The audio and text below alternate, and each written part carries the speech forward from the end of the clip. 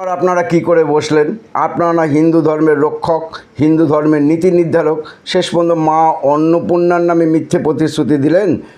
নির্বাচনের আগে প্রত্যেকটা মঞ্চে দাঁড়িয়ে বললেন যে প্রতিটি বঙ্গ নারীর উপর মা অন্নপূর্ণার কৃপা হবে, প্রতি মাসে তাদের অ্যাকাউন্টে ৩,০০০ টাকা করে পৌঁছে যাবে, তাই বিজেপিকে ভোট দিন। আর নির্বাচন মিটে যাওয়ার পরই এখনও বলছেন মা অন্নপূর্ণা কৃপা করবে বেছে বেছে মহিলাদের।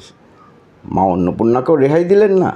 এদিকে আপনারা আদর্শ হিন্দু, আপনাদের পথ দেখানো হিন্দুত্বে সমগ্র ভারতবাসীকে চলতে হবে, না চললেই তারা জিহাদি কিংবা দেশদ্রোহী। কিন্তু একই হিন্দুত্ব আপনারা দেখাচ্ছেন পথ আমাদেরকে।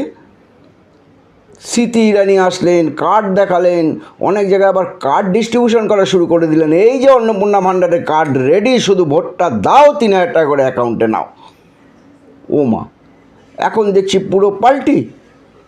তাও খুব ভাগ্য ভালো মমতা ব্যানার্জির কিন্তু, যে এই কথা বলেননি যে আগের সরকারের জন্যই অন্নপূর্ণা ভাণ্ডার সবাইকে দেওয়া যাচ্ছে না। ধন্যবাদ আপনাদের।